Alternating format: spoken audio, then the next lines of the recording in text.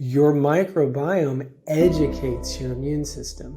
In your gut, the wiring from your gut to your brain for the autonomic nervous system and the vagus nerve and all the things around safety and being calm, all of that regulation, is 80% of the nerves are from the gut to the brain. So the information from the gut about whether you're safe or not is, the body favors that much more than what you perceive through your macro senses and translate from the brain down. You know, they both have a tremendous impact because they're working together in the mind-body unity. But it's to say that physiologically, the body's given a lot more real estate to the information that the gut is actually sending out about how things are.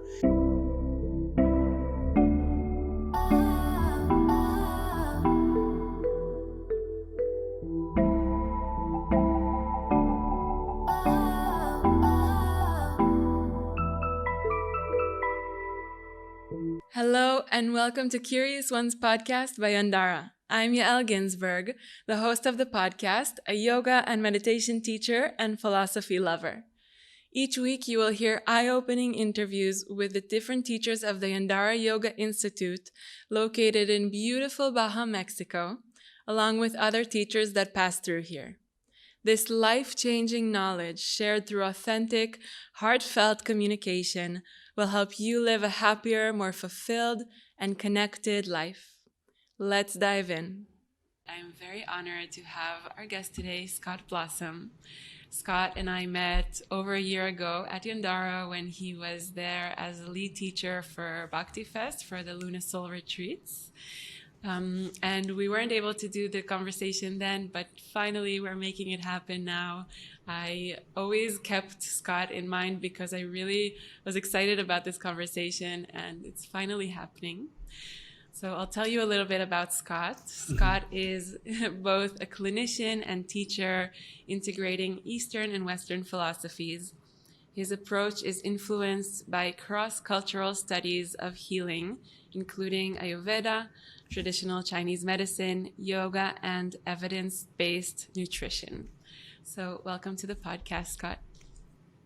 Thank you. Yeah, it's an honor to be here. Good to reconnect. For me as well. So I thought we could start a little bit by having you speak about Ayurveda and explaining a little bit what it is, because I don't think it's as known as, let's say, Chinese medicine or yoga, for sure. So maybe explaining a little bit about what it is and actually how you found your way to it. What drew you to this healing modality?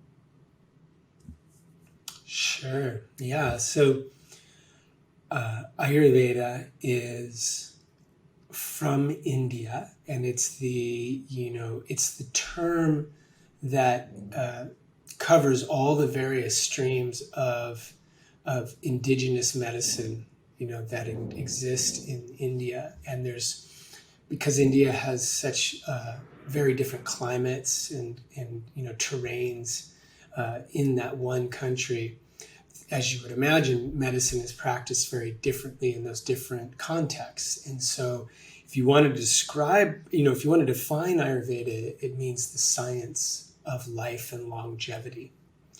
And then specifically, it's a description of what it is it's contextual medicine.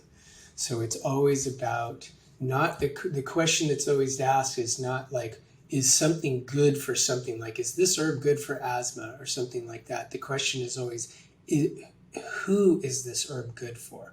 Because you can benefit the lungs. I'm using the example of asthma. You could benefit somebody with asthma with multiple different modalities and treatment methods, herbs potentially, but the efficacy of that treatment is always going to be based on for whom, when in their life, and where they are physically, psychologically, etc., to affect things in the best positive way. And so it's a preventative medicine that emphasizes things like diet and lifestyle, but mostly it emphasizes really as precisely as possible taking into consideration the whole person that you're working with. Beautiful. And what was it that drew you to this healing modality? What was your path? Yeah. I have a biology degree, and when I was pre-med, and when I was in the middle of those biology studies, I took a cross-cultural anthropology class, or a cross-cultural medicine class. It was anthropology. And we were studying healing systems from around the world. And I started doing yoga when I was about 19. And so it was, getting into college that fall. And and when I heard that there was a medicine that was connected to and very, interrelated to the yoga system, I thought, great, this sounds incredible. And so I started to study it then. And that was what actually shifted my path, because in that medical anthropology class, I took I had to write a thesis paper, and it was right after Deepak Chopra had published either his first or second book, which was helping everybody to appreciate the potential for integrative medicine. And so I wrote my thesis paper about integrative medicine, and by the grace of things happened to be able to study with an incredible teacher named Dr. Vasant Lad, who happened to be visiting California. And by the time I got done with a kind of a week-long retreat with him on Ayurveda, I came home and called my parents and said, I don't think I'm going to medical school. I think I'm going to go do this. But I also always intended to, and did follow up, immediately in my career working with Ayurveda and traditional Chinese medicine, yoga in conventional medical settings. That was a big part of maybe the first 10 years of my career. Mm-hmm. So how did you do that? Because let's say even today, this type of medicine is considered alternative medicine. It's considered the medicine that maybe is a little bit for hippies, outside of the box. You use plants, you use different types of ways of healing. So how was it back then when you started, in terms of, first of all, finding the courage to go in a different way than the conventional, let's say, prestigious way of being a doctor? So first of all, that inner conversation that could have been there. And then also in times where it was much less common than it is today, bridging the gap between the Eastern and the Western healing forms. Mm-hmm. Yeah, I'll give you kind of an example, a story that kind of, I think, encapsulates it, which is when I came back to, I grew up in Santa Barbara, California, and I had gone to college in Santa Cruz, and I ended up studying traditional Chinese medicine in Santa Barbara as well. And so the work that I did started in the hospital in Santa Barbara. And the reality was that, and it continues to be the case actually, is that professional caregivers in conventional medical settings are really suffering burnout at rates much higher than most other professions. So there was this very big acknowledgement that the system was burning out the people that were really the backbone, especially the nurses, of that system. But of course, the administrators and the doctors and the janitors, everybody in that system is affected. And so I started I actually got a grant to do a yoga-based wellness program at our hospital, and it was a big success. Went from, I started having 60, 80 people in the classes because there was such a big need. So we had to keep buying equipment. That was the funny thing. We had to just keep getting more equipment. So we'd have all the restorative yoga set up, and it was really beautiful. And then the Cancer Center in Santa Barbara took note, and they had their own special needs for their staff, but they also knew that their patients, because of the rigors of, going through conventional treatments with chemotherapy and radiation and surgeries and whatever might be, part of their treatment pathway for cancer, that those things really were hard for people. They were hard for patients, and then the staff needed support. So then it evolved into doing the same kind of thing with the staff at the cancer center, and eventually with the patients, and then eventually adding in acupuncture, and eventually adding in qigong. And it just kind of went out from there, because even though these things are coming in from a kind of alternative standpoint, and it's funny that you mentioned the hippie thing, because I still to this day, because I have long hair, I'll tell patients, I'll say, look, I'm a hippie, but I'm a hippie who leans science rather than a hippie that leans like woo-woo. And it is what it is. And that seems to comfort them. But it was something where, again, my experience in those integrative settings had to do with there was an acknowledgement of a need for something that these modalities really served so specifically and so, so successfully. And so those programs still are going on. That the medical, or let's say that the Western ways, did not really answer. Mm-hmm. Yeah, exactly.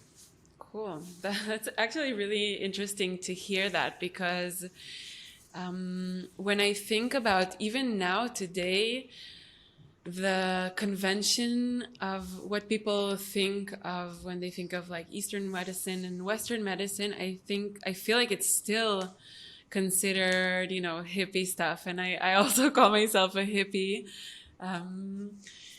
But just because I am fascinated by this whole world. So I think that's super interesting.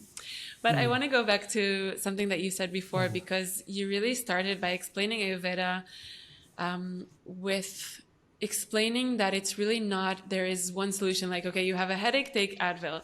It's about really understanding the person that's in front of you. And you also mentioned it depends on where they are in the world, what their lifestyle looks like, and many different aspects. So could you explain a little bit about how can you diagnose what kind of fits to each person? And I know there's a lot into that, but I'm kind of leaning towards the doshas in that direction. Sure. Yeah, right. Yeah, so, I think a useful way to frame this is that we all know that people have some of their really deeply ingrained tendencies and capacities. And one way you can look at it is around the way someone responds to stress, or the need to adapt, the need to change, to adapt to a situation. And that some people will literally from the cells out be more aligned with taking an approach that's very slow, methodical, kind of resistant to anything fast. Some people are going to want to go faster than what's happening to try to adapt to it and get, some kind of relationship to it. And some people are more control oriented, and they're going to be like, I'm just going to take a hold of it and I'm going to manipulate it and control it with my willpower to get it to work out and to balance out. And the truth is, all three of those strategies are successful a lot. It's back to again, there's not one way to get something done. And so when you look at it along the lines of different constitutional types, like the three doshas in Ayurveda, or the way that looks in a human being, is that the first thing you kind of want to understand from an Ayurvedic perspective is somebody's constitution. But when you look at that term in Sanskrit, the term is prakriti. And prakriti literally means, in the context of a human being, it means constitution, but in the context of etymology, it means nature. So you're talking about the nature of a person. And so when you get to know what is the tendency within the person, then you can approach them to support them in a way that actually is going to feel understandable, that's going to feel respectful, that's going to feel intelligible. And simultaneously, you will need to usually do things differently to sort of gently encourage that person who might be more prone to sort of resisting change, and then gently trying to slow down and ground that person who might be really gung-ho to try to do something fast. And then for the person who tends to be more like, all right, I want to have a direct confrontation with whatever this challenge is, get them to sort of take as big of a view as possible. And you do that metaphorically with foods and with, behaviors and with practices, this kind of things. Mm-hmm. Well, when I learned about the three doshas, so maybe you can explain a bit about what the three doshas are. When I learned about it, I saw so clearly myself in, obviously I'm kapha. It's very clear, very obvious. I'm a very slow person, very everything is slow. I connected to basically everything about the description of this what would you call it, the modality or tendency. So could you speak a little bit about the three doshas and just introducing them to somebody who maybe hasn't heard of them? Sure. Yeah. The names of the three doshas are Kapha, Pitta, and Vata. Kapha is a term that specifically relates to the conjunction of what you would call the earth and water elements, and all of the qualities that are associated with earth and water, which include things like coolness and heaviness and stability and, these kind of wetness, these kind of, things. And then the Pitta dosha is really connected to everything, all the qualities associated with fire. So heat, intensity, subtleness, hotness, that kind of thing. And then with the Vata dosha, you're relating to all of the qualities associated with the air or wind and space elements. And space is what you imagine. It's the space that everything exists within. And then air or wind is the mobile force within that. And so that's going to relate to something being dynamic and mobile, being dry, being cool, these kinds of qualities as well. And so the three doshas operate internally in our physiology along the lines of what you could call, in the case of kapha, is anabolism, which is the body's tendency to sort of conserve energy and to even build up the resources of the body to nourish the tissues and hold things. And then you have on the kind of opposite end of that, you have Vata dosha, which is really connected to the physiological patterning that you would call catabolism. And catabolism has to do with breaking bonds to release energy to get work done. So that it's exactly the opposite of anabolism. Instead of building up, you're actually utilizing, breaking down your reserves to make energy. And then Pitta dosha is related physiologically very closely to metabolism. And metabolism really at some level is the regulation between anabolism and catabolism. And so if somebody, if their constitution is dominated by one of those doshas, like say somebody like yourself has more kapha in the constitution, then they're going to have like an innate, a very deeply ingrained tendency to look at the world through the lens of conserving energy, moving in a certain way that is more earthy and watery, and all the qualities that go along with that, more anabolic. Whereas the Vata type person who has more of that in their constitution, like literally from their cells all the way out to their psyche, will be this perspective about a more catabolic perspective, which is, well, if something needs to happen and something needs to change, I'm just going to use energy, and that's my plan. And then the kapha type on the other side is like, really? That's your plan? Your plan is to use it? I'm careful with my energy. I don't use it just for anything. I'm gonna reserve it, and then I'll use it for what I feel like is really important. And then the pitta type is actually a person who actually, because they tend to be very the reason that they tend to be very control oriented is that they're standing in the middle and they're going, which tools should I use? Should I use this kind of approach that's more like conserving my energy, or should I use this really intense approach and use a lot of energy? So they're kind of standing there thinking, well, I can do whatever I want. And that has its own plus and minus to it. They've got capacity, and so they tend to look at things through the lens of that. And so the doshas will, as I said, because it's operative both physiologically and psychologically, a person's dosha is really defined, even something like the way that their tendency toward holding weight or gaining weight or losing weight. Some people under stress will gain weight. Some people under stress will lose weight. And some people, that neither of those will typically happen, but they'll inflame. They'll have a different process that shows and registers the stress in their system.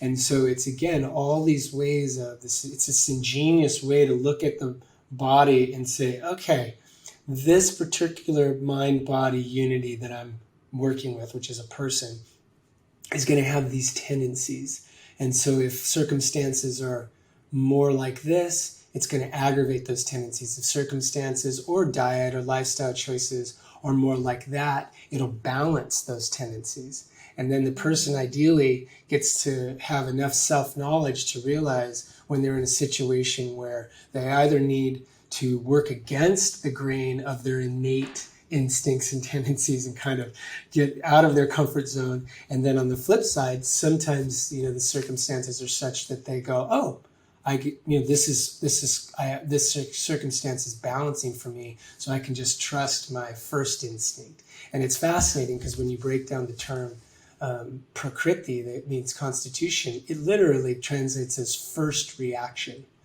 or first. It's the first thing that comes to you, and it's like an instinctual reaction to the need for change in your life, or the approach that you take. Yeah, I love that because it really does help us to understand ourselves better, to understand our tendencies and why we do things in a certain way. Because as you said, it's part of our human nature to kind of look at how other people are doing things and think, okay, they're doing it that way. If I'm not doing it that way, then maybe I'm doing it wrong, or I should do it like them. But understanding that each one of us is really different in the way that we approach things, and that doesn't mean that it's better or worse. It's just more suitable for us is, I think, super important. So thank you for bringing that up. How can one start to understand what kind of tendency they are? Because we each have all three of these, right? And just different balances. Mm-hmm. That's right. Yeah. So my mentor is Dr. Robert Svoboda, and there's a book that he wrote called Prakriti. And it's an excellent book. It's so well written. I've read it many times and still enjoy it. It's just very well written.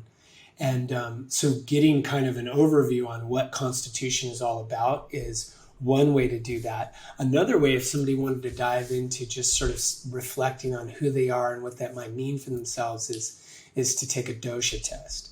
And there's a lot of dosha tests online that you can find. At my website, drblossom.com, I have one that's a brief test. And then I also have a section where there's information about all three doshas, so you can start to try to relate to the results that came up. And I should say, too, that, again, like in the context of what I was previously saying, there's really like what the emphasis is to understand what you are deep down, but also to be aware of your current status. Mm-hmm. Because, depending on your situation, you can have any kind of imbalance. So what's currently going on could be really different than your constitution.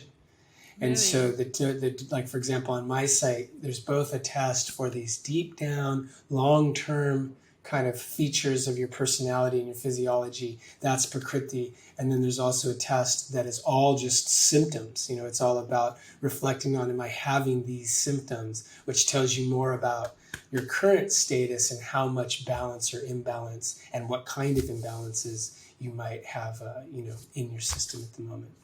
Yeah, because we have these tendencies that we're born with, right? We're born with it. Mm-hmm. That's right. They say that the constitution is determined at conception. Oh, cool. And then we can also be out of balance. That's right. Yeah. And you can be out of balance in any possible way. Do they know what it's determined by? Yeah. What? That's a good question, which is, yeah, and that's why they actually, and I think this is true in many traditions, there's pretty strong emphasis put on, if at all possible, that the parents will be as intentional to get them both in themselves into the most balanced, most evolved state, because they will be at some level incarnating those energies at the moment of conception. There's also other influences that are considered to be quite important, like planetary influences. If you go out farther into a more astral or kind of esoteric perspective on this, and so there's many factors that are considered important. But the parents, and how they are, where they are, what the environment is like, all those things are considered contributing factors. And this actually, I should say too, there is research in modern, in sort of prenatal science about some of the epigenetic influences that are, contributed at the moment of conception. So this isn't, at this point, it's no longer limited to, esoteric Ayurvedic ideas. It actually has been grounded in some scientific research as well. Wow, that's fascinating. I feel like we don't really think about all of that. And honestly, I feel like there isn't maybe even that much emphasis on the psychological state of both parents and the mothers during the conception and pregnancy and birth as well. So it's interesting to think about that. Do you have a perspective on that as practitioner of healing in terms of psychology and the mental, emotional, spiritual state of mothers during pregnancy and the conception, fathers, and all of that? Yeah, it's such a, I think if somebody has that sensibility, it can really be such an incredible positive for the whole experience. And so, starting at kind of the physiological end of the spectrum, the quality of the microbiome for both of the parents is really, really important, because actually the reproductive health of both parents is very, very profoundly impacted by the health of their microbiome, which is going to be fundamentally supported by dietary choices, especially choices around having enough dietary fiber. Could you please explain what the microbiome is? Plant-based dietary fiber. Sure, yeah. And the microbiome is the genome of the bacteria, fungi, viruses that live in your gut and really on your whole body, in everywhere in your body, and are absolutely essential for your functioning. Mm-hmm. Incredible. So you were starting to say that the microbiome is has a lot of effect on the fetus and pregnancy and all of that. It has to do, it has, even before conception, it has a huge impact on reproductive hormonal health, fertility. It also has a huge impact on our psychological well-being. Mm-hmm. And so without balancing the microbiome, it can be very difficult to balance out mood and mental health. And then simultaneously, the other piece that I would say is that parenthood is a massive shift in any relationship. And so a person, so parents who are thinking about it and maybe have the luxury to take time to prepare, I would just highly recommend doing some very nuts and bolts psychological co-counseling type of thing to get your communication skills as a couple as good as possible, to get all of your, and even, down to the way that you make your policies and procedures as a couple, like really get your agreements very deeply aligned, because as soon as the baby's there, nobody's sleeping, everything's kind of topsy-turvy, and you just have to deal with that, and that so even the best laid plans will be challenged with the rigors of, really the first few years are very, very intense, because suddenly your autonomy as a person changes, your self-definition changes. And then you add on that, unless you have an angelic child who comes out of the womb sleeping well, chances are you're not going to be getting as much sleep for a few years. And that's hard. A lot of people are really, they kind of fall apart if they don't get enough sleep. Well, it's one of our survival, basic needs for survival. I honestly, if I even wake up in the middle of the night, I feel like the next day is completely gone for me. So good luck for when I have kids. Exactly. You'll be surprised how well you do with interrupted sleep. I actually really love that you brought that up, because I recently read a book about habits. I think it's called, I might have it here, Power of Habit. And he speaks in the book exactly about that really you can have all these plans and all these things that you manage to do when you're motivated and energetic and really feeling up to taking on a challenge. But then when something unexpected happens, that's when like everything goes out of the window and you go back to your original patterns. So you mentioning that it's helpful to really lay the groundwork before you get the challenge or before the disruption or the change happens. I think that's a really important point. Yeah. That's an excellent book. Yeah, I've read that book too, and thank you for underlining that. I think it's very well said. So you brought up the microbiome, and I really actually wanted to speak with you about it, because what I've learned is that there really is a very strong connection between our gut and our brain. So you spoke about it, you mentioned it in terms of our fertility, our mental state, our psychological state. Could you explain a little bit more about that, a little bit more in depth about how we can understand the connection between our gut and our brain? What can we do to have a better gut or a stronger gut, and anything else that we should know about this? Sure, absolutely. So the microbiome was discovered in the process of mapping the human genome back in the late 1990s and early 2000s. And what they discovered that was, really the big news of the whole thing was the microbiome discovery. It was great that they mapped the genome, but what they also discovered was that the amount of genetic material in the human body is only 1% human, and then the rest of it is the bugs.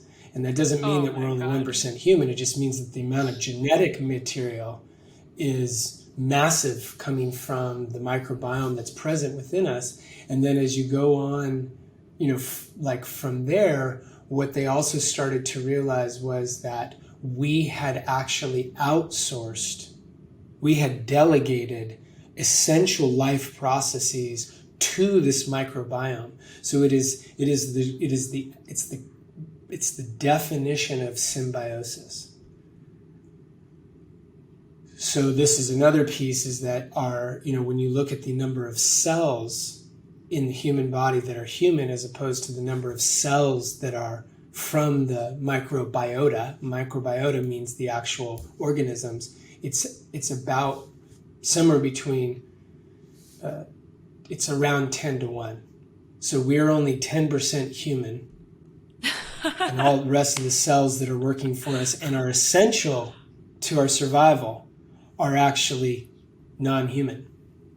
Yeah, Oh my right? God. Exactly. The Yeah. mudra is, Exactly. Exactly. and so those those two discoveries were really, the impact and the implications of that are as follows. For one thing, the gut, there's lots of organisms in the world that are only a digestive tract.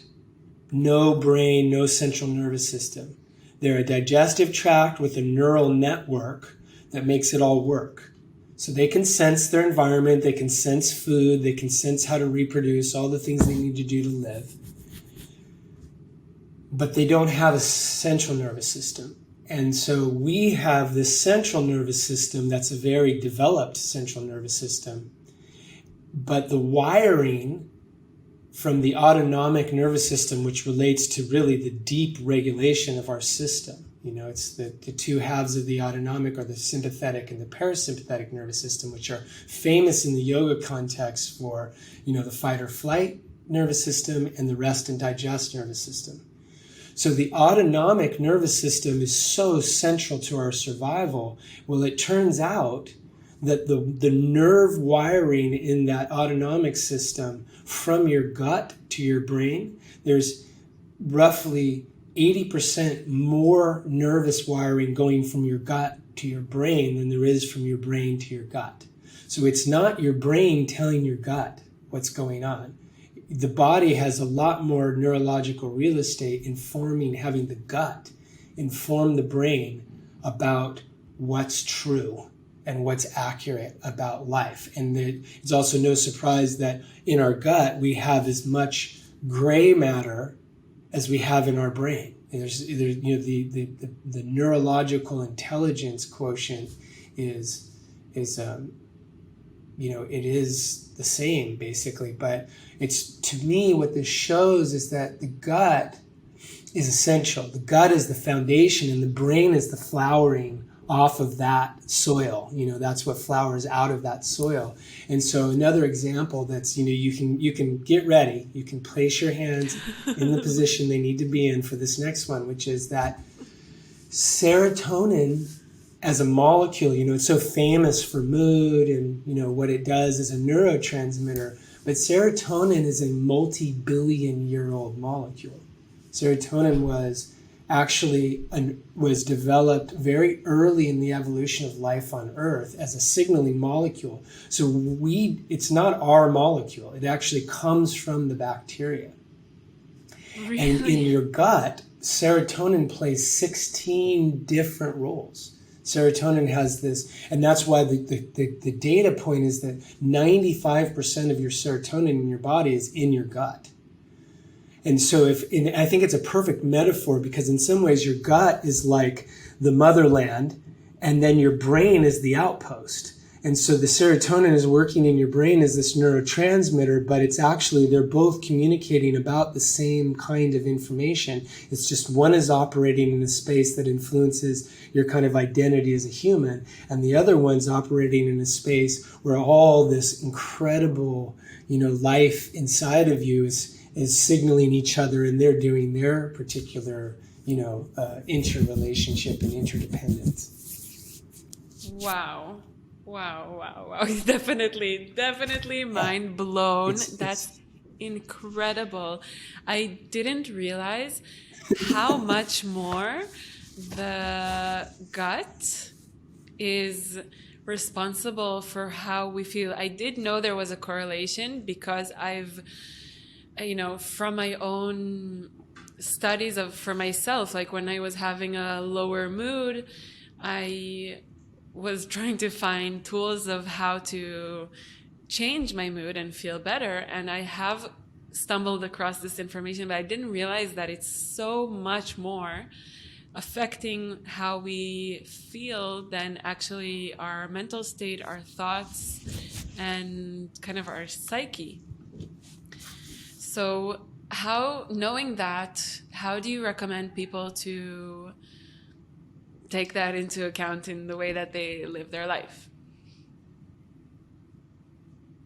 Right, yeah. Well, this is where, again, so as I've done this deep dive on the microbiome, and I also practice Ayurvedic medicine, the thing that it came through for me is that both Ayurveda and Chinese medicine really understood the intelligence of what we would now call the microbiome. And so this is where it's such a great full circle statement to make, because again, one of the things that's come out of the microbiome discovery is a newfound respect for these traditional knowledge systems about health. Because what the microbiome, the implications of all those things that I was just mentioning are that your diet really matters. Mm-hmm. Your exercise patterns really matter. Your emotional health really matter, because there's now lots of data about how all of those things impact your microbiome, and how that has implications for long-term health, has implications for cancer, has implications for diabetes, has implications for anxiety and depression, has implications for heart disease. Some of the main things that are causes of premature death in a human life. So Ayurveda is dedicated to longevity. And so it's no surprise that they understood, you need to do this holistic approach. But it turns out that the microbiome is actually coming from within science itself to say, you have to take this holistic approach. Mm-hmm. And so what would you do is, like I said, one rule of thumb is try to have at least 30 unique plant foods a week. And what I mean by that is spices, beans, grains, nuts, seeds, fruits, vegetables, etc. And so it's not that hard. It sounds like a lot, but it's actually not that hard to get there. Yeah. And so that's a huge basis, because rather than, and there's also things, of course, like fermented foods. All the fermented foods are excellent too, because of, the probiotics that they carry. But really the probiotic organisms inside of you, they're just like we are. They have their favorite foods. And when you eat a diet that has a lot of diverse plant fiber in it, the prebiotic fibers and the resistant starches that come from those foods are what your microbiome loves. So that's really like a cornerstone. But your microbiome also loves to have you take breaks between meals. So this is another Ayurvedic principle of between meals, give your body 3 to 4 hours to digest and assimilate and organize things. And in the meantime, sure, feel free to have some tea or some water, but stay away from sugary drinks or things that have carbohydrates. Just let your body do its work. And then something like intermittent fasting that has become more popular lately is also something that's very beneficial, because there are certain bacteria in your gut that absolutely require that break, that long break in the day between your last meal and your break fast, your breakfast. And then, like I said, there's some really profound data around how emotional stress, violence, trauma directly impact the makeup of your microbiome. And so it does go as deep as saying that our responsibility to ourselves and the capacity to heal trauma, or to rectify situations in our professional or our personal life that are unhealthy, are really, really important to how to keep a microbiome healthy. And one of the main signs, I want to add this one piece too, is what's one of the easiest ways to notice whether your microbiome is happy and healthy is bowel regularity. So your bowel movements. If you're regular and your bowels are normal, that is maybe one of the principal signs that your microbiome is healthy. And if they're not normal, if you notice that something is off, where would you recommend for somebody to start? You mentioned the plant medicine, the plant, how did you call it? Natural plant foods. Yeah, unique plant foods. Yeah, like Yes. having increasing the amount of plant fiber in your diet. Yeah. Yeah.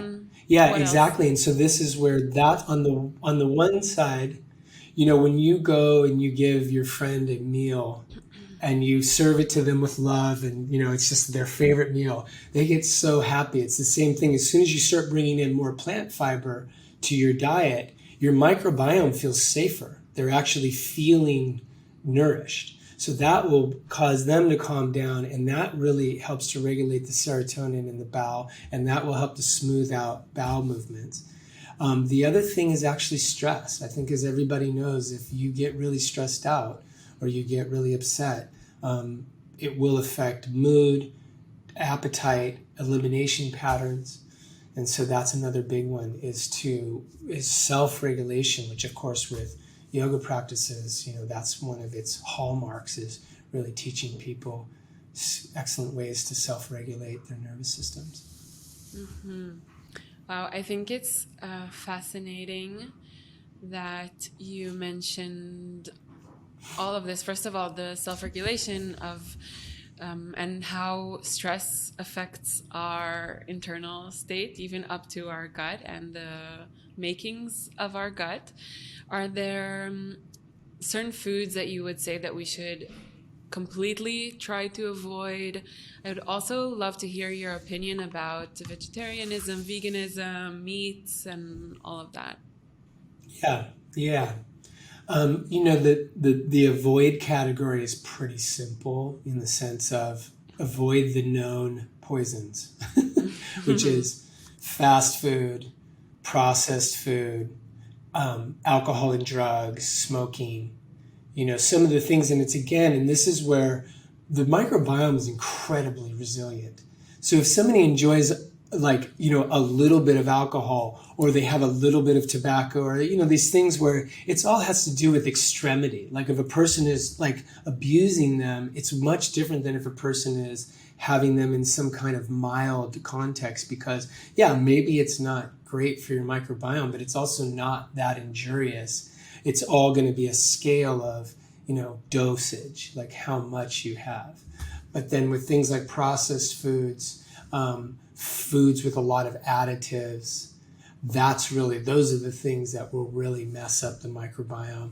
And also I should say that, while antibiotic medicines are life-saving medicines, they can be overprescribed. So we need to be discerning about when we actually need to take an antibiotic and not just be kind of casual about it, because antibiotics are devastating to the microbiome. And it takes time for that to recover. So those are a few things. Actually, one more thing is something along the lines of, if somebody's exposed to a lot of air pollution, or if somebody is having, a lot of food that's stored in plastic, some of the leaching that comes out of plastics into food can really disturb the microbiome too. And that just goes along with, to me, around environmental toxicity. So looking around your space, thinking about your air and your water and the materials that you're using that are, influencing what you're consuming, the cosmetic products that you're putting on your skin, or, something that you might be using for sunscreen or something like that. They all potentially are impacting. And so it's along those lines of being discerning about, what you're, what's influencing you, and then along the lines of something, that's kind of the side of what not to do. I think there was a second part to your question. I want to make sure that I didn't miss something. The veganism, vegetarianism, meat. Right. Yeah. So this is something where, especially from my seat as a clinician, my job is not to be kind of a strident, moralistic person about choices that people are making, because people make different choices. The way I would say that is just that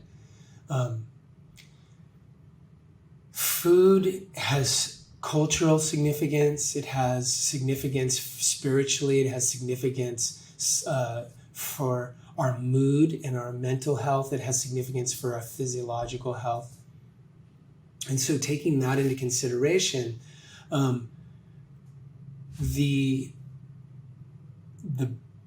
say the simplest way to put it is, if a person is getting enough fiber in their diet, then that is what helps to really mitigate any imbalances that may come from other choices. And really the interesting thing is that in industrialized nations right now, less than 3% of people have protein deficiency, but it's exactly the opposite around fiber intake, meaning less than 3% are getting enough fiber. It's like our ancestors used to get like sometimes 10 times more fiber than what we are currently consuming. And this is why the whole spectrum of vegetables, all of the plant foods, they all offer different fibers that your microbiome uses as food, but they also offer different kinds of fiber that will, contribute to the overall intake. And so, like, I know that you're in Israel, and so, like hummus, for example, is like, from a fiber perspective, it doesn't get any better. It's like, I had it today. that's why it's like such a, yeah, it's so good for you. It's so excellent. And it's partly because of, the ingredients are very nutritious, but it's also, the fiber content is very high in hummus. It's excellent. And so that's just using one example of, like, if a person was going to think about having a plate of food, if they, depending on who they are and what they need, they might need to have somewhere between, say, 10 and 20% of that food be animal products, just depending on their need. The idea that everybody can be vegan, I don't believe that. I've seen lots of sick vegans. I've seen plenty of sick people that are eating the standard American diet as well. But there's something about veganism that tends to be especially ideologically rigid. And that isn't to say that you shouldn't be a vegan if that's your heart's joy and it works for you, because you will be satisfying this need for plant foods. But to expect that everybody's going to operate the same and be perfectly healthy on that diet, that's some very high level conceptuality. When in fact, people, like, even if you look at South India, where it's like 95% vegetarian, they still include yogurt and butter and milk. And you know why those things are important is because it supplies certain nutrients that are very low in plant foods. Some of the fat-soluble vitamins like A and D and K and E, as well as essential fatty acids that are very low in plant foods. And so when I look at it from a strict nutritional standpoint, and you look culturally and historically, you don't find vegan cultures. What you find is cultures that have very low amounts of animal foods in them, but they're there. And they often are there because they play a role to supply something essential. Now, that's not saying that somebody can't thrive on a vegan diet or find ways to supplement whatever deficiencies they might be needing to watch out for. And if that is their joy and ethically what they want to do, absolutely, just be smart about it, because when you look into the nutritional profile of it, there are some things to consider to help you be the most successful vegan. And so that's sort of my take on it. And, people will ask me quite a bit, are like, oh, are you vegetarian? And I say, no, I'm like 95%, because I don't need that much animal food. But at the same time, I was vegan for 7 years. And so I've been there. And I know what I needed to do to round it out, to get my body into a state of really being balanced. Mm-hmm. It's interesting that you say that, because I actually had a similar experience, and a few people that I've spoken to on the podcast, especially, in the end, I have this question: what have you changed your mind about? And a few people have said being vegan and eating meat and all of that, because for me, for many years, also being influenced by like vegan movies like Over Knives and this type of movies, which were wonderful and very informative, I was sure that being vegan is the only healthy way to be. and And then I went to nutrition. I did like a nutrition course, a 3-year course, and I was sure they were going to teach us to be vegan. And actually, one of the biggest things that I learned there is kind of what you're saying, that it really depends on the person, and each person has different needs. We also spoke about this in terms of the Ayurveda. We started the conversation with this. So what I have noticed is, let's say for myself, after not eating dairy products for a long time, now I'm in a place where I'm kind of craving dairy products. Like I try to add as much cheese as I can because I feel like my body kind of is asking for it. So it's interesting that you brought that up. Right. Yeah. Yeah, it is very interesting. And I think when people start paying attention to their food, ideally what comes out of it is exactly what you're describing, which is you start to really develop a strong intuitive sense of what you need rather than a rigid ideological sense of what you need. Because it's very, if you think about the history of exploitation and patriarchy and dominance cultures, white supremacist cultures, etc., if you institute a hard ideological sense of veganism, you can easily replay some of those patterns in your mind where you stop listening to the intelligence of the body and you insist on imposing something on the body. And again, if it's working, it'll be working. But if it's not, you have to notice. And it's ideal to notice imbalances when they're small imbalances, because then they're easier to remedy.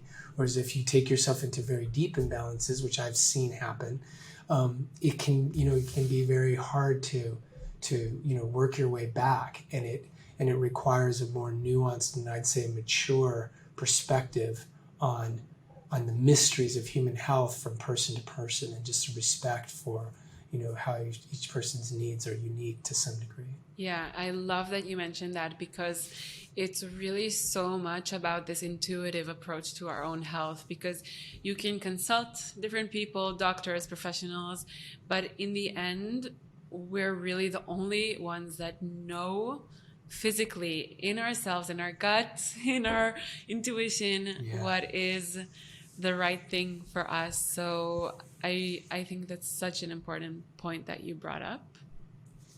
Yeah, thank you. Hey, I'm quickly interrupting the episode to extend an invitation. If you are interested in deepening into any of the subjects we talk about on the podcast, we offer many different experiences on our beautiful grounds here in Baja, Mexico.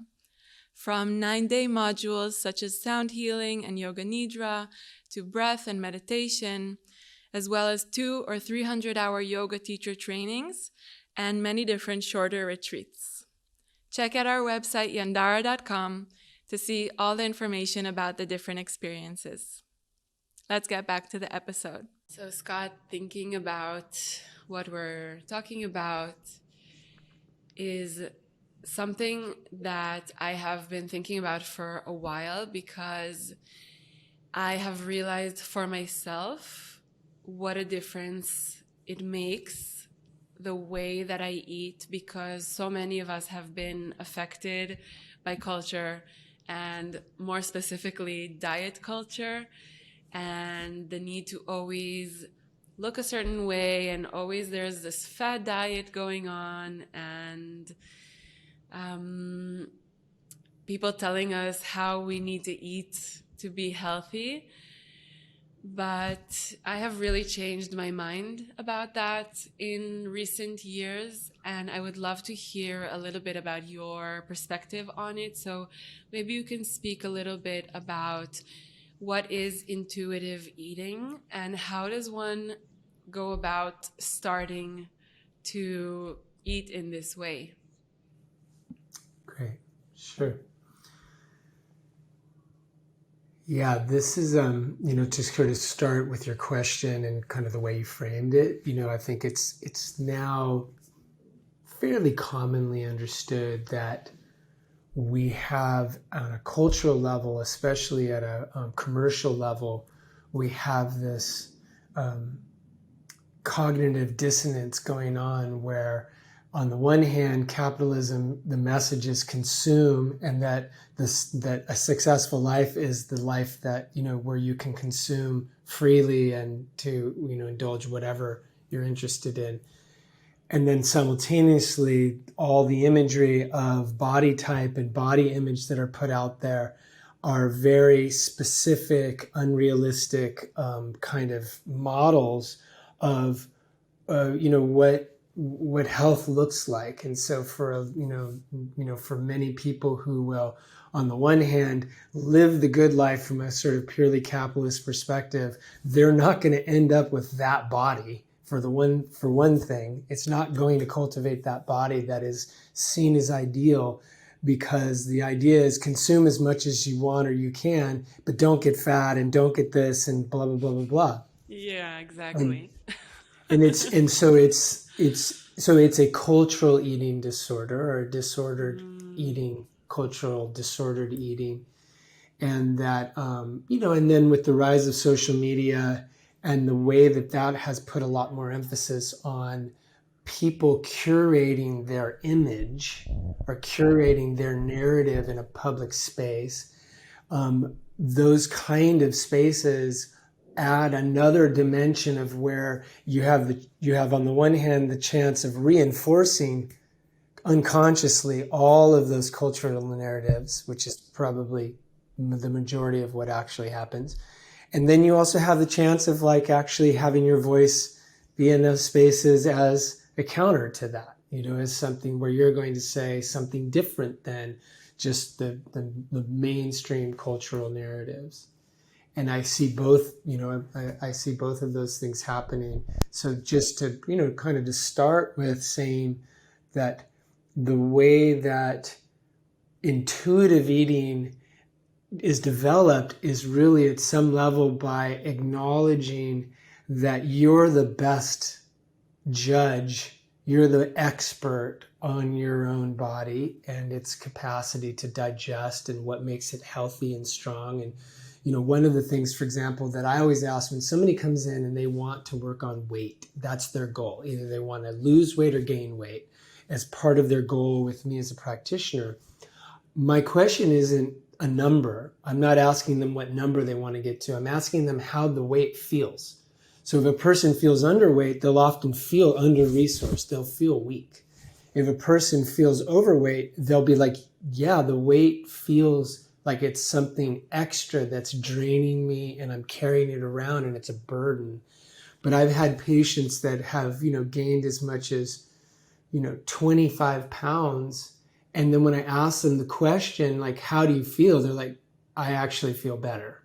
Especially this is more common, of course, because the kind of idealized woman figure in the West is often like a Barbie doll kind of physique. And so it's always, that's where you can break through at some level, is just staying with the question of how does it feel? How does your body feel? And you have an immediate kind of reaction to food. And then you have a reaction that's 3 hours later and 6 hours later and the next day. And in the Ayurvedic tradition, there's even a month later that the food you ate today is still having some influence on you. So training folks to be attuned to the bodily experience of eating so that they can really judge for themselves, oh, I don't tolerate this food very well. This food doesn't feel good. I don't digest it. Maybe I'm even allergic to it. And then on the other hand, I feel good with this food. This food, reliably creates good energy, etc. And some of the main signs of digestion that are things that people can cue on in a way to start feeling more intuitive about what they eat is after you eat something, is there, ideally there's no discomfort. It feels easy in your stomach. It digests in a timely way. You don't have belching or gas that follows, and that's often a few hours later or several hours later. You also have no awareness that the food is, something's happening. That's the amazing thing about the body. One of the most important processes that we have to do on a daily basis, which is digest and assimilate and eliminate, it all happens by virtue of the autonomic nervous system. So it's actually regulated by the physiology at a level that's subconscious. So you actually, thank goodness that we don't have to manage our own digestive process. Our body does that for us. And so actually one of the signs of good digestion is you don't notice anything. You just feel satisfied. Again, you feel like you have energy. Your bowels move regularly and they have a normal quality to them. And you also feel like your appetite returns in a normal rhythm, which also means that when you're eating a meal, that you don't have cravings at the end of that meal, or you don't feel like you're compelled to eat past the state of satiation.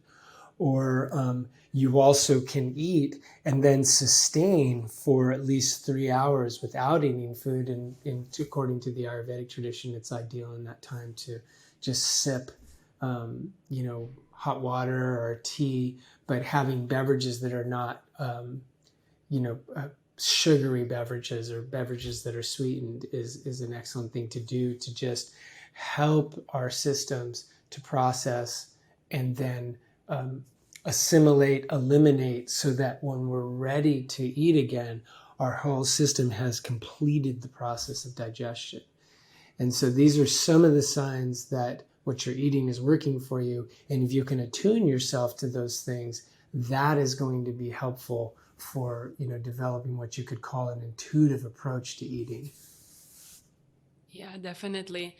Though, what is coming up for me is that so many of us are really disconnected from this, from how the food makes us feel, because we're so used to not feeling good that we don't really connect it with, okay, I ate now a power bar and that made me feel, I don't know, like something not good. So if somebody is in a situation like this where they're really used to not being connected to how the food affects how they feel, what would be the first steps they could take? Right. The first thing that you can do is just slow things down, in the sense of, if you can, for example, wake up in the morning and simply have hot water or have hot lemon water and drink it slowly. Pay attention to the sensations that the warm liquid creates in your mouth, in your throat, down in your abdomen. And then not rush to start eating for, say, 15 or 20 minutes. You'll get a sense of not only the immediate impact, but you'll start to feel something.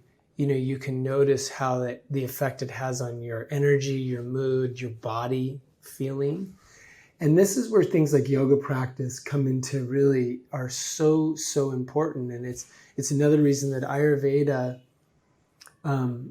looks at yoga practice as something that is really there to develop the mind, and that actually includes the physical practices.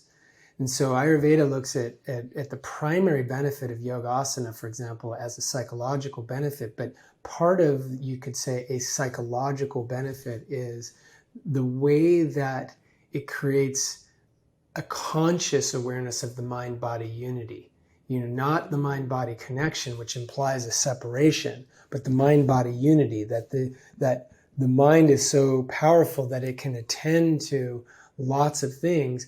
And that when we're, taught to, consciously become aware of our body in a formalized way, like in yogasana practice, that's one of the best ways to start developing that sensibility. It's always there, but depending on how we are and our habits and our, enculturation, whatnot, we can, have maybe underdeveloped it. And this is a big part of it. And then, as I was saying at the beginning of this, what I just said is also then slowing things down and simplifying food so that you're having less complex meals, as well as just favoring whole foods, where you can be sure, even if you don't have, the sensitivity yet, that you're having something that's healthy.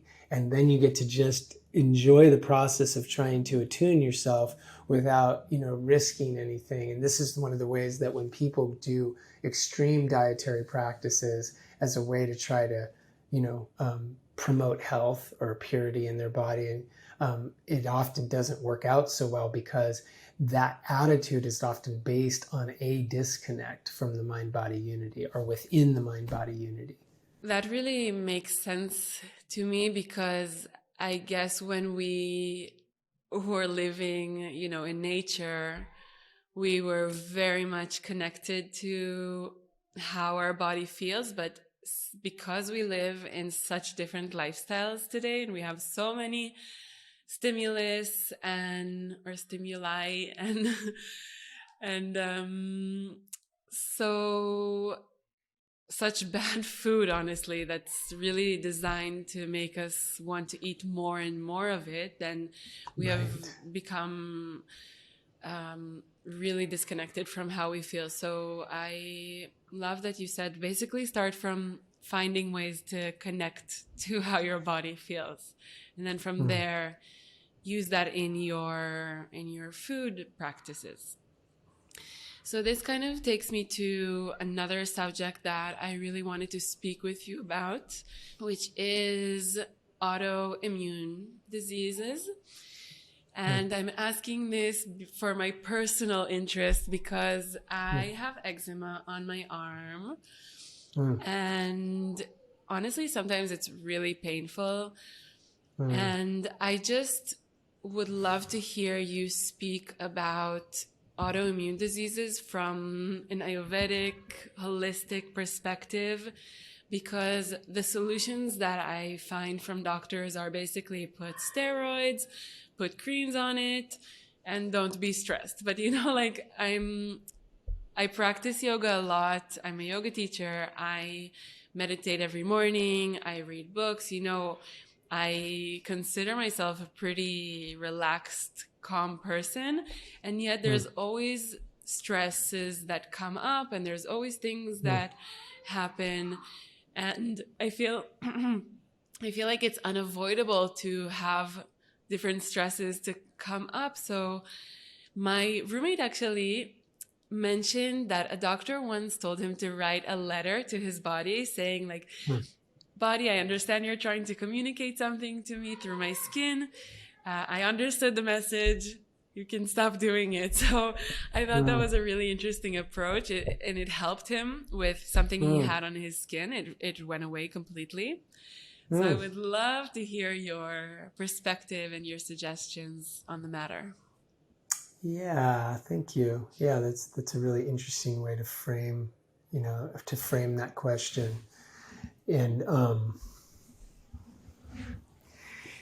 even the term autoimmune is it's a fascinating term, because it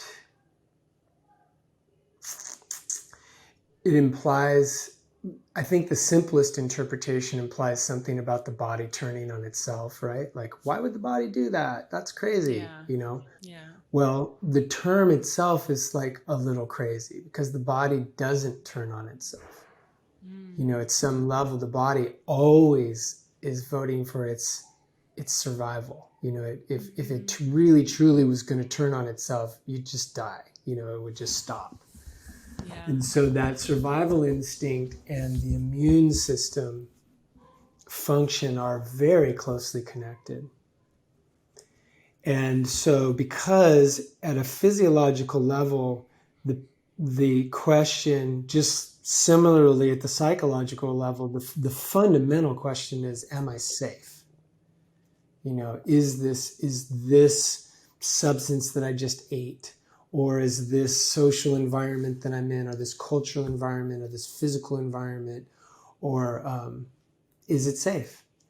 And that one of the so the body and the gut, and we've touched on the microbiome quite a bit, but it's exactly the same process in the gut, is that the way we eat, when we eat foods that we don't tolerate or that are toxic to us, or if we're exposed to something in the air or the water that we're unaware of or that we're aware of but we can't get away from it, that when something that comes in that we can't tolerate or is toxic to us or poisonous, the body doesn't, the immune metaphor that the body fights those things is also a limited metaphor, because at some level, yes, but it's a little more accurate to say that what does a scared animal do when you corner it? It fights. So the first thing that happened was there's fear and there's a sense of lack of safety that's there. It's not that something turned aggressive for no reason, and that reason is played out in the human body as inflammation. So one of the primary expressions of our immune system, maybe the primary expression, is inflammation. And so with the skin example that you gave, it's a kind of inflammation in that particular tissue. So it's important to know that your digestive system is the biggest, you could call it, theater of immune activity in your whole body. So, so by some estimates, they'll say that your gut is where 70% of your immune function takes place. Okay, and it's partly because if you think about it, you're constantly taking stuff in, and who knows, like if you even, you go for a walk to the park and you put an apple in your backpack, it's brushing up against everything in your backpack, and, you're going to eat some plastic, maybe if your backpack's made of plastic, or it's going to get dirty in some way just by virtue of being out and about. Mm-hmm. And so our digestive systems are incredibly skillful at separating with what both the Ayurvedic traditions and the Chinese tradition call the pure from the turbid, which is to say pure is what you can digest and assimilate and it'll nourish you. Anything else has to be eliminated, and it might be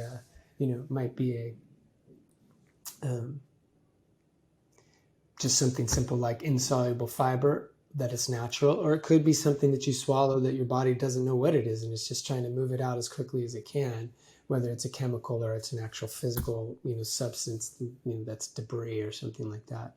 Mm-hmm. So your body is fundamentally doing that at the GI level. That is your immune system. It's a discernment process of what's wholesome, what's not, what can be assimilated and nourished, and what has to be digested and eliminated. So the image there that I want to really kind of tease out is that, and this is really specific language, is your microbiome educates your immune system.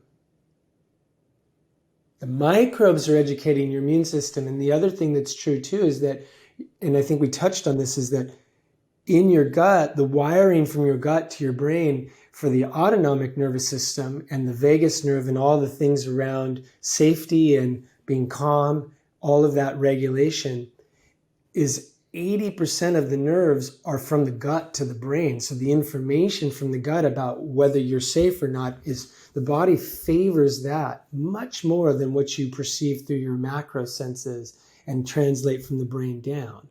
They both have a tremendous impact because they're working together in the mind-body unity. But it's to say that physiologically, the body's given a lot more real estate to the information that the gut is actually sending out about how things are. And so the gut is informing the immune system of what to react to. So, and to kind of, I wanted to kind of set that up, is that if the education of the immune system, by virtue of having the digestive system be thrown off, it can make the immune system hyperactive or hypervigilant.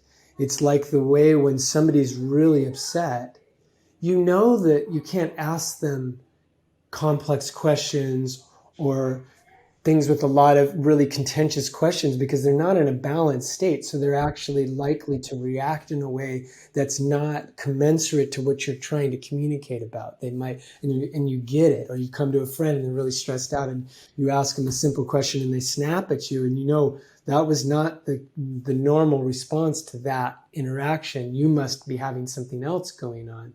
And so this is exactly the thing about autoimmunity at some level, is that the way you could say within Ayurveda is that if the system, for whatever reason, and the Ayurveds will use terminology around the indigestible items, and they wouldn't be limited to just food and liquid. It could include the indigestion of experience, emotional trauma, those kind of things. All those things can contribute to why the body will start to have an immune reaction in a way that seems, like something like eczema, where you're just going like, why is this still here? And so that's, so again, it's interesting how the last topic we were on, it kind of like, it comes back in that the main metaphor there is we want to lean into and listen. Or in the case of, like you said, you gave the example of your friend whose doctor recommended writing a letter to the body, that if you wrote a letter to your body and it was something like you would come to your very good friend and the first thing you want to do is reinforce that you love them, that you really value them, that you're feeling vulnerable, you're feeling concerned, you're feeling maybe scared, whatever it is, name the, fill in the blank with the emotion, that if you own the parts of you that are coming to that conversation in all the ways that they're there, feeling frustrated, whatever it might be, that then you can say, I'm here, this is what I'm bringing, and I'm here to listen to you, which is, of course, we all know how if you go into contentious conversations with beloveds, and your body would obviously be one of your beloveds, that it's always really good to come in with a listening and a humble attitude rather than coming in and saying, this is how it is and it needs to change this way because I've figured it all out. That usually is not productive. No.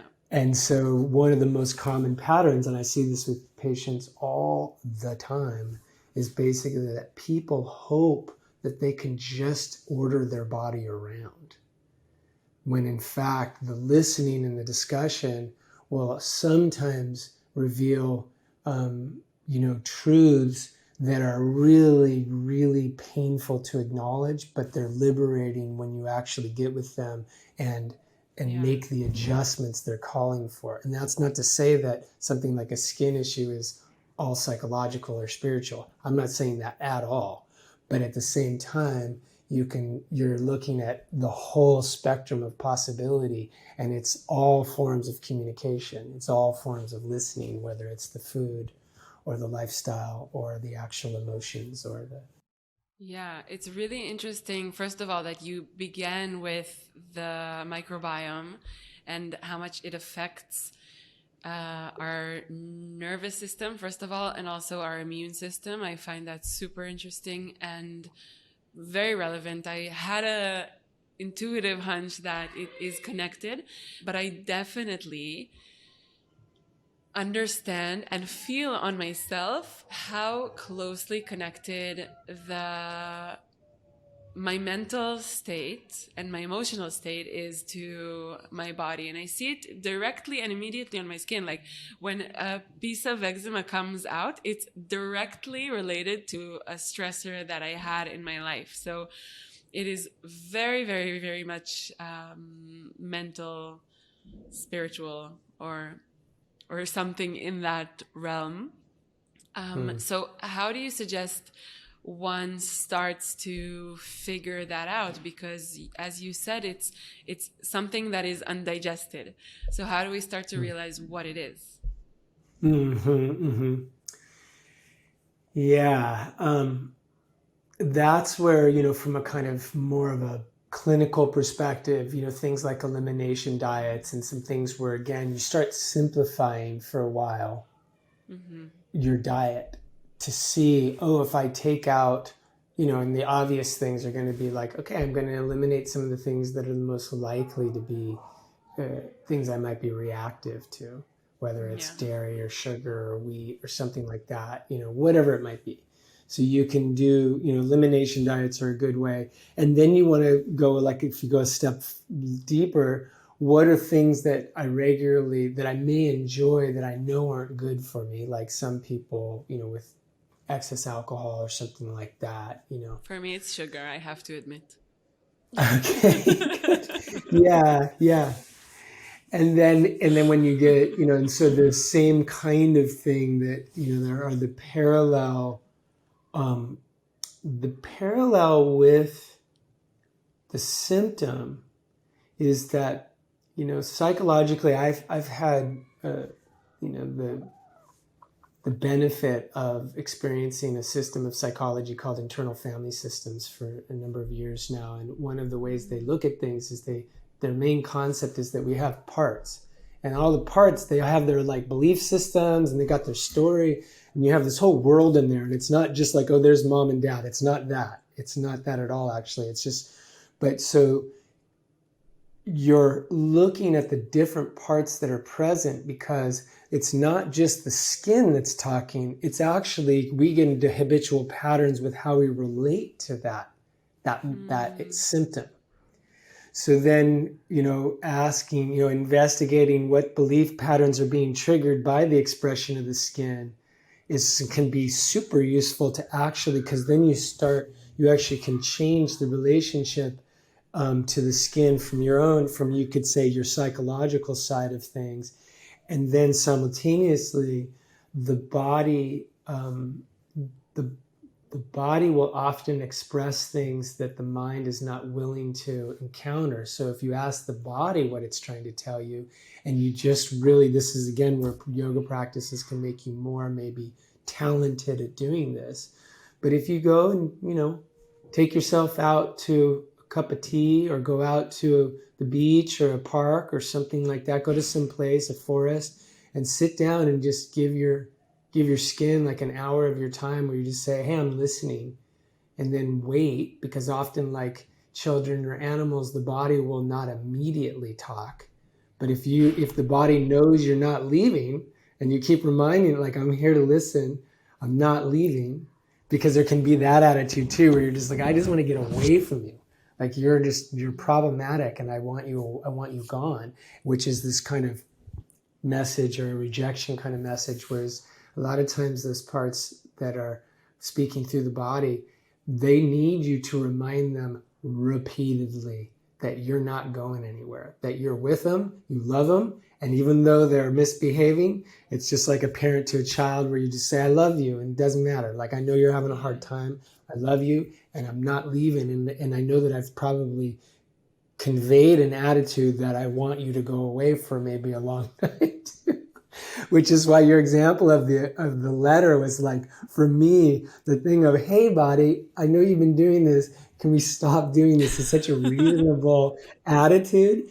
And that from the kind of internal family systems work that I've done, I would probably go at it I would probably give my body a couple months where I'd be just saying, hey, I love you, and I'm not going anywhere. You can do this if that's what you got to do. And I want you to know that I'm not gonna desert you. Like I've got you. So whatever you need to do is fine. But I'd love to learn more about what it is that you're communicating. And that attitude often elicits an intuitive response, either in the moment or in dreams. And I've had certain processes that have been very painful psychologically, where it's felt like I was staying with a part for months and months, where it was not talking. Like it was just there. And I would come back and say, I'm here, I'm not leaving, I love you. And you don't have to do a thing. You can just stay quiet, you can stay mad, you can stay whatever, inflamed. And I'm not going anywhere. And when you're ready to talk, feel free. And then often, either in a dream or in a meditative state, it's kind of like the fruit would ripen up and then just drop right in my hand, and the insight would come in, and it would be profound, and the symptomology would also change, or resolve, with things. Yeah. So that's kind of my answer on that. kind Wow, of that's conversation. fascinating. And actually, it really resonates and it feels so true because, really, as a child that acts up, like you said, a child that acts up, really all they want to know is that even if they act up, even if they're like doing something bad, they're still Yeah, loved and they're still yeah, gonna, you're gonna still be there. So I think that's a really totally. beautiful approach. Thank you for that. Yeah, yeah, yeah, yeah, So exactly. thank you, Scott, for all this incredible insight and information. I feel really lucky to have had the chance to sit here and speak with you about all of this. Yeah, thank you. Let's move on to the closing curiosity questions. Okay. So, the first question is, what is something you've changed your mind about? Yeah. The way I would put it is I've changed my mind about being that I'm a good white person. Okay, explain, please. Yeah. And the reason I say that is that because I got into a lot of things like yoga practice and I got into health and I've had a life of service to people and, things that I've been passionate about, I was, kind of the opinion I was doing what I could. And it wasn't until I really started to look at internalized racism and white supremacy in myself that I was able to sort of see that I was doing a lot of things that ostensibly were of benefit, but it was all still founded on a very large level of unconsciousness about who I am in this world, and then all of the ways that colonial capitalism, racism, white supremacy has benefited me as a white-bodied male, especially, cisgendered, hetero, all the things that put me into categories of privilege. Um, so that was probably the thing that I, didn't see coming, but it has opened up and literally changed the way I see the world and walk through the world and the way I interact, and most importantly, the way I listen in spaces that I come into now, the way I, the way my energy is in those spaces, and the way I take up space or not, and the listening attitude or talking attitude that I may have, or acting attitude or not acting attitude that I have. Interesting. So basically, the awareness of the situation was the first step. And then, according to what you realized, which is very true, that we don't really fully realize it because when you have it easy, in parentheses, you aren't really forced to look at these things as other people are. That's right. So I Yes. think that's an interesting, and then from that, I guess intuitively trying to realize what is the right way to approach different situations, right? Yeah. Yeah. Exactly. Yeah. Interesting. Interesting. Thank you for that. What is something that you didn't think you could do and you did? Well, on a personal level, the thing I didn't think I could do that I did was get divorced. Mm. And so that was another heavy one. And the reckoning around, like what I just said about racism and internalized white supremacy, was part of that whole journey. And that's not to say anything about my ex-wife, in the sense of that we were aligned around that work. We have, our values are very aligned around the uh, diversity, equity, inclusion type of responsibility we have as white-bodied people. But at the same time, I have two kids. We have two kids, and we were married for 20 years. And so the idea that that would change and the idea that it wouldn't change was something that was too big to even imagine. But then as we have done it, it's been incredibly rich, and it's opened my eyes to um, evolution when you acknowledge that it's not a failure to have a relationship change, even if it's a marriage with children, you know, and the way you can step through that doorway in a way that is essential to everybody's evolution and actually isn't harmful to the children. You know, you can do it in a way that has, you know, it's not easy. I'm not going to try to paint it as being easy. It hasn't been easy at all, but it is. But it has been something that I can, you know, say with certainty has been healing for all of those relationships in important ways. Wow, that's Yeah.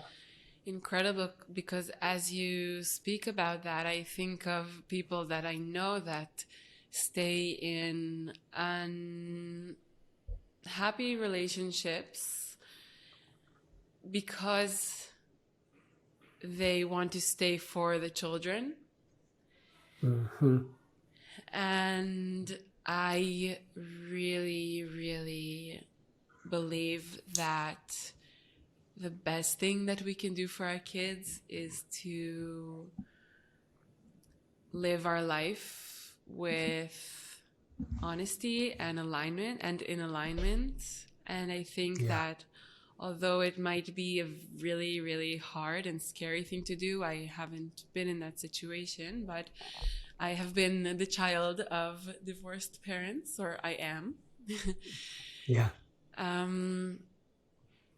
But I think as scary as the situation is, it's really one of the most important lessons that we can teach our kids is to put ourselves first, but in a good way, you know, like in a way that I'm the only one that can take care of myself. And if I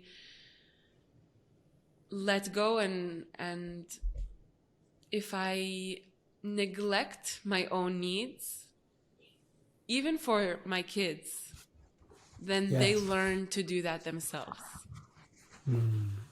Yes. Right. So what has been like something that you learned about yourself going through this process? I think that I believed in the right to comfort. You know, I believed that I had a right to be comfortable, and now I don't have that belief anymore. And I don't, not in the sense that I have to make myself uncomfortable, but that it's not personal. You know, that the nature of evolution is that if I am biased against discomfort, I'm blind. Mm-hmm. You know, and so it's made me, for one thing, it's made me a lot more patient with people and things that I distrust, that trigger me, that make me mad, you know, those kind of things I have. And it's not this kind of like preternatural calm. It's not like I approach everybody with a big smile, but at the same time, when I see or experience something that I like or something that I don't like, I'm more interested in paying attention to what it is and its qualities rather than immediately thinking, oh, I like this must be something good. Or I don't like this must be something bad. I'm more clear to be, I'm interested in asking the question, what is this? So that I understand the plus and the minus of it, because there's a plus and minus with everything. And so the brushstroke gets painted too simply if I'm stuck and merged, you know, enmeshed with my biases too closely. And that has, you know, has some very fierce applications, especially around, you know, internal growth as well as external activism and making sacrifices and choices that are more important than my comfort. Wow, amazing. Thank you for that. Next question, what gives you hope?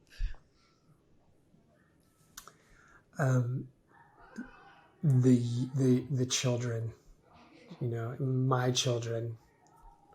My eldest is 22 and just graduated from college, and their friends and community are growing up in a time when there's, again, so much information, so much awareness can be generated. And then the question is, what do you do with it? And how do you align yourself in a way that feels like you're living from integrity? And I know when I was their age, I wasn't asking that same question. I grew up again in a place, I grew up in Santa Barbara, California, surfing. So when I was 22, the biggest question for me was whether my work schedule was going to, conflict with when the waves were good. It's very, very superficial. I was just in it, and whereas they're facing these really heavy duty truths, but in the case of my child, my eldest child, as well as a lot of people that I know that they're connected to, as well as what I hear from I'm in an organization called White Men for Racial Justice, and what I hear about their children, from these men who are very similar to me. And we're looking at like, okay, I'm 53. So I'm looking at like, okay, how much time do I have left? And with the bigness of the question and the depth of the sort of way that culture has been formed around some of those, unjust kind of principles, I'm aware that this is going to be more than my lifetime to have any impact on.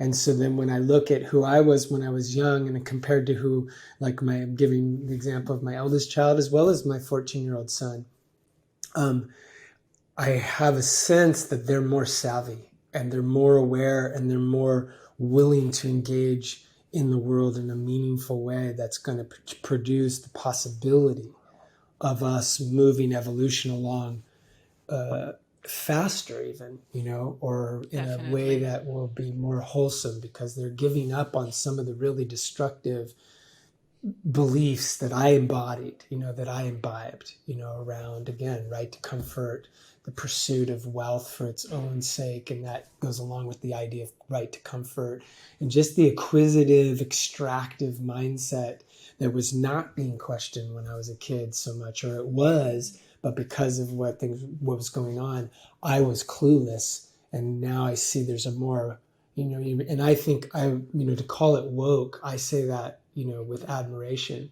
They're more awake.